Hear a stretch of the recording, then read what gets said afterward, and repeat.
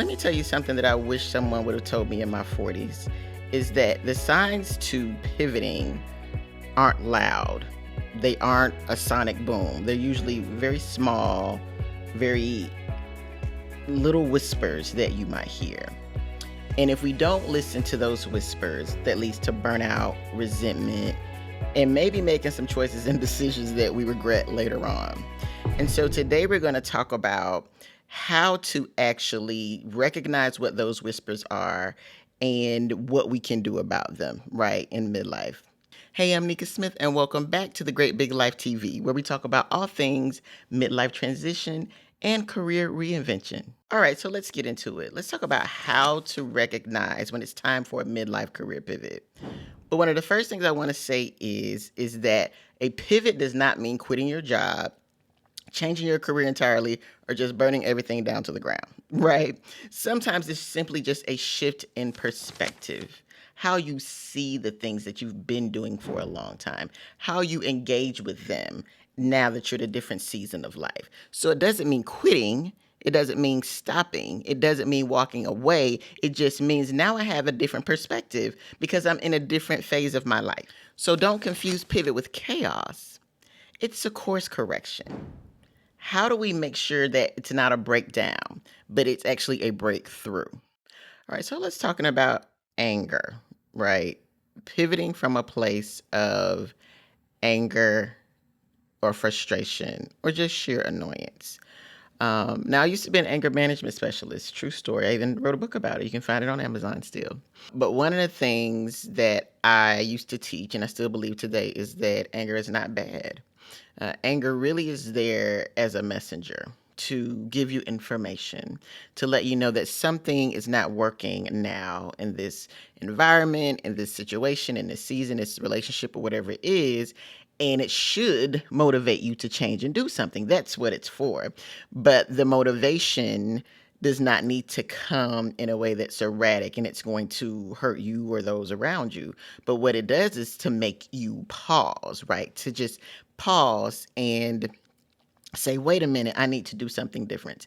And the word pause is important because it's a part of my new pivot process when it comes to career reinvention, which we'll talk about later, but it is the first part of that. The P of pivot, it stands for pause. So we'll talk about that at another time in a later video.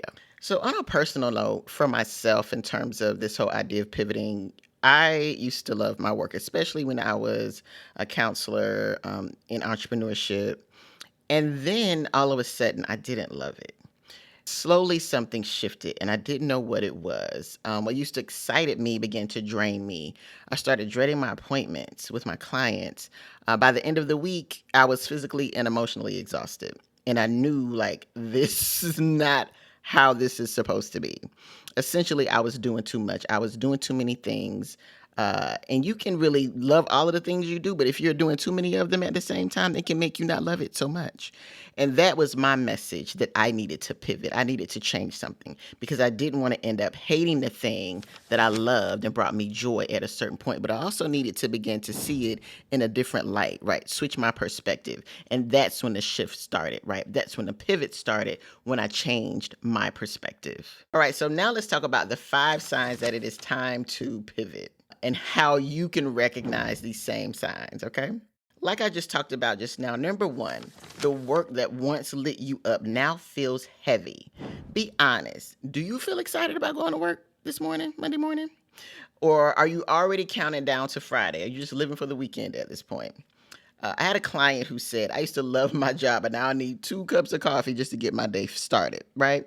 So those are the little signs. Like, does what was exciting and lit you up now just feels like a dread, right? It feels heavy. It doesn't feel like the thing that brought you to where you are today.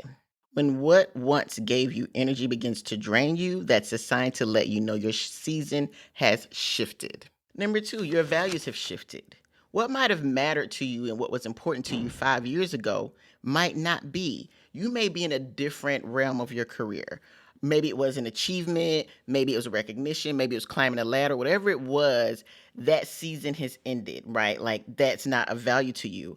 Right now, you might not care about your title anymore. You might just want to get to your son's soccer practice, right? You might want to go to your kid's recital. You might want to make sure you get, a couple of PTO days during the month, right? That's what's exciting to you. So, what's valuable to you now is not the title, it's not doing the thing. It's now something different. So what you're trying to do now is you're realizing like, oh, these things aren't aligned. How do I become more aligned in my life? Number three, you're growing, but your job is not. Do you feel like you're on autopilot when it comes to your job? But your outside life is full of learning new activities, hobbies, reading about all kinds of different things, starting a gardening club, joining a hiking club, whatever it is. Like your outside life is way more spectacular than your work life. That lets you know there is a mismatch happening, right? Your restlessness is not laziness, it's your potential trying to gain your attention. So, again, pay attention to that. Number four, this is a big one. The money is no longer worth the cost. And that is saying a mouthful.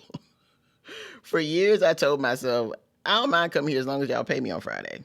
And it was true for a really long time. But at what cost? Is it worth your peace of mind? Is it worth your relationships? Is it worth the stress? Is it worth it? And only you can answer that. I mean, it's just a thought. Again, I'm not one to say run out and quit your job. So I've had clients take lower paying jobs, and I've taken lower paying jobs and felt like, oh, I finally got some of my life back, right? And again, you got to figure out what works for you in your life, right? And how that's going to fit in. But again, it's just a sign to let you know that, hey, it might be time for me to pivot. Last but not least, number five, your body is talking. Your body is telling you something is going wrong. Headaches, insomnia, Sunday night anxiety, scrolling all day through work, outside of work, whatever it is, your body is letting you know. And this is one of the other things. I also was a stress management specialist too, by the way. Wrote a book about that. It's on Amazon. And it was actually about a holistic workplace stress management. And one of the things that we would teach was your body is likely under stress longer than you realize it, and then you know it by the symptoms happening, right? So if it's the headache or if it becomes a sickness or illness, this is happening because your body is telling you, hey, something is going wrong, something's off here. So if your body is talking to you, telling you that it is stressed, that it is not at peace, you need to listen. So if you're nodding your head and more than one of these signs are resonating with you, the pivot is already started. You don't have to have all the answers today, but you do get to decide, am I going to work with this? Am I going to stay here? Or am I going to do something different? Right? You get to decide that. The midlife pivot is not about starting over. Remember, we said that sometimes it's just a change in perspective, but it's about starting aligned more than it is about starting over. And the reality is, you already have everything that you need. You have the receipts, you have the experience, you have everything you need to do what it is to create the life that you desire. The next chapter is not about proving yourself. You have already done that enough. It is about becoming yourself. So, which of these hit home for you lately? Drop in the comments what whisper you've been hearing lately. I'd love to know. And also, don't forget to share this with some of your really good friends who might be dealing with this, people that you know at work, and also subscribe if you haven't. Until then, take care of yourself, and I will see you next time. Bye.